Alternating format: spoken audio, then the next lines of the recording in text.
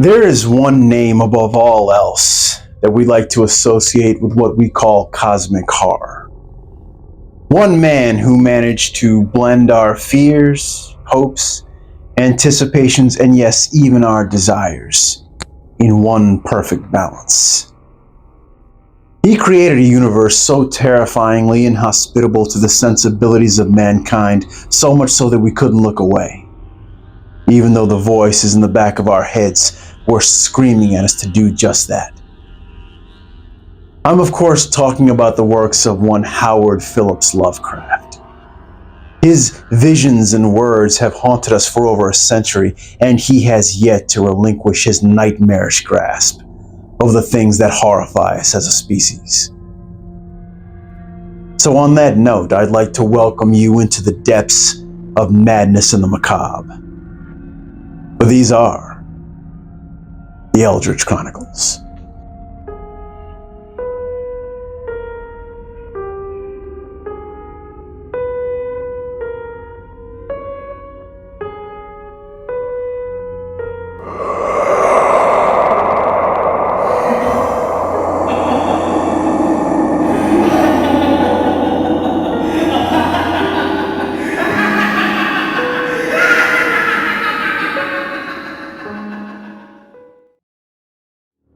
We start off with arguably the most powerful being in the Lovecraftian universe. He's an entity of such immense power, it's even said that our entire existence is nothing more than a feverish nightmare that he's having. Now, personally, he happens to be my favorite amongst the Old One or Outer God pantheon. I'm of course talking about Azathoth, the Demon Sultan. Out in the mindless void, the demon bore me, past the bright clusters of dimension space, till neither time nor matter stretched before me, but only chaos, without form or place. Here the vast Lord of all in darkness muttered things he had dreamed but could not understand, while near him shapeless bat things flopped and fluttered in idiot vortices that ray streams fanned. In the loose canon of Lovecraft, there is one name above all that sends shivers down the spine. More powerful than any of the great old ones, and unmatched by any of the outer gods, lies Azathoth, the singularity of all existence. Having said that, Azathoth can be seen as equal parts concept and physical being. Lovecraft himself was incredibly vague on his descriptions of this particular deity. It seems that this particular god could be seen as 1,000 different things to 1,000 different observers. He was nothing and everything at the same time. He was light and darkness, substance and shadow, good and evil, all existing simultaneously in the same space at the same moment.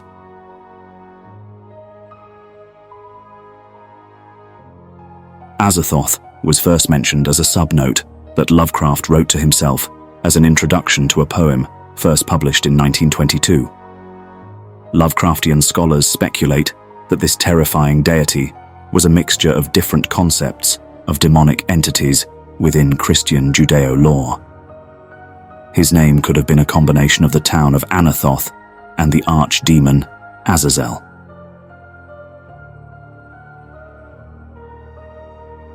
Azathoth's first appearance is from a fragmented poem simply entitled Azathoth. It's curious to note that in the fragment, Azathoth doesn't actually make an appearance other than the title. It is argued by scholars that Lovecraft's actual idea for the poem was later recycled in the novella entitled The Dream Quest of Unknown Kadath. As part of the expanded lore, it is said that the only way to contain Azathoth's terrible power is if he is kept perpetually asleep by a pair of fluting lullaby gods employed by the Great Old Ones.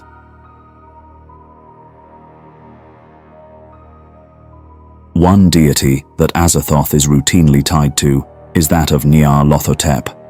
This lower Old One is said to be either the great-great-grandson of Azathoth, or even stranger, his demonic avatar he uses to react directly with the material realm.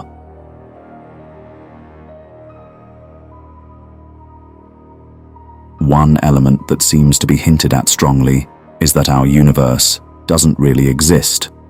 This world and everything in it is nothing more than a hideous nightmare that Azathoth is having, and if he were to wake up, our reality would cease to exist.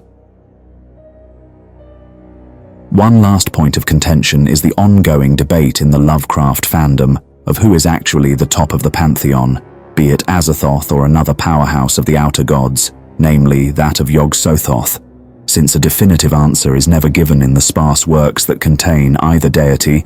Penalty of Death takes the position that it is indeed Azathoth, based solely on what we have read in Lovecraft's body of work. So which one are you? Are you Team Azathoth or are you Team Yog-Sothoth? Now, speaking of which, that happens to be the next one on our list. He is the watcher and guardian of the gate. He is the lurker at the threshold. He is Yog-Sothoth. It was an all-in-one and one-in-all of limitless being and self. Not merely a thing of one space-time continuum, but allied to the ultimate animating essence of existence's whole unbounded sweep. The last, utter sweep, which has no confines, and which outreaches fancy and mathematics alike. It was perhaps that which certain secret cults of Earth have whispered of as Yog-Sothoth. As stated before, it is often argued that Yog-Sothoth's power may even rival that of Azathoth. He is supposedly all-knowing and all-seeing, but in a different way than that of the demon sultan.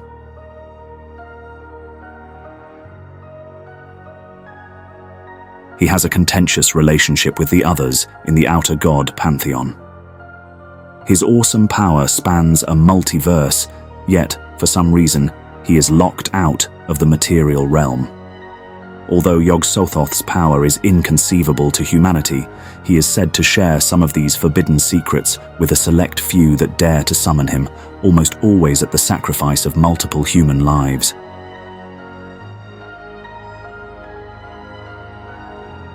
First appearing in the Case of Charles Dexter Ward, he is first described as a series of ethereal glowing spheres that contained all the knowledge of the universe.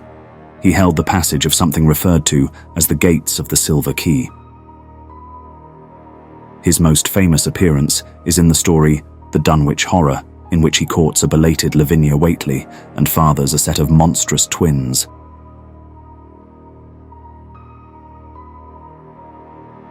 Yog-Sothoth is said to be born of the so-called Nameless Mists, who itself was a product of the slumbering Azathoth. In the black voids at the beginning of time, he supposedly mated with one of his sisters, a being named Shub-Niggurath, whom later gave birth to a set of deities named Nug and Yeb. Despite his unpredictable and malevolent nature, Yog-Sothoth seems to be the outer god that is most called upon by mortals. He makes himself known to the old wizard Whately and is invoked as a protective guardian to a pair of witches from the deity known as Dagon. As one of the chief gods in the outer pantheons, Yog-Sothoth is mysterious, powerful, and definitely a force to be reckoned with. So, as stated before, I personally am Team Azathoth, but that doesn't mean that I have any less love for the lurker at the threshold. However, with that being said, what about the most famous of Lovecraft's deities? In fact, the one for which his entire cosmic mythology was even named after. Lastly, we have the Lord of Erlier himself, Cthulhu, the dreamer in the depths. A monster of vaguely anthropoid outline, but with an octopus-like head whose face was a mass of feelers, a scaly, rubbery-looking body, prodigious claws on hind and fore feet, and long, narrow wings behind. This was Great Cthulhu.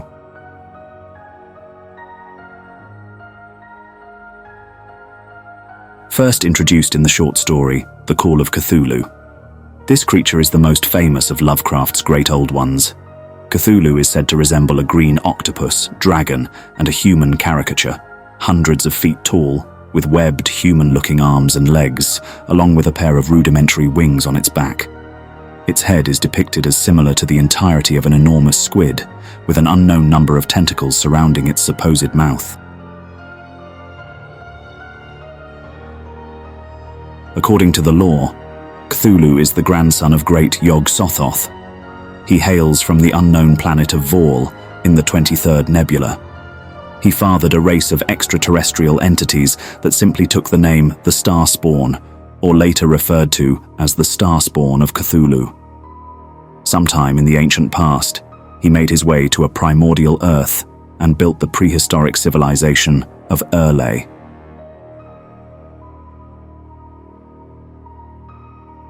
Whilst on Earth, Cthulhu and his Starspawn came into violent conflict with another alien race known as the Elder Things. A war ensued, and the primordial Earth was left in great ruins. The war eventually ended in a peace treaty, for which Cthulhu inexplicably fell into a great slumber, resulting in both himself and the city of Erlay sinking beneath the waves. Throughout the ages, it was whispered through myth and legend that Cthulhu waited for the time when mankind would release him from his nigh eternal sleep. Cthulhu is also said to subconsciously gain power from the misery and violence of humanity, maintaining psychic contact with mortal men through their dreams.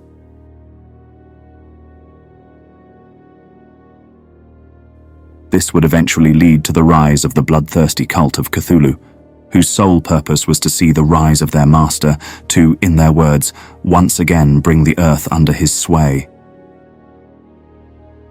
In the narrative, a sailor named Johansson learns of Cthulhu's dark plans and attempts to do battle with the creature, only to be later targeted by the murderous cult.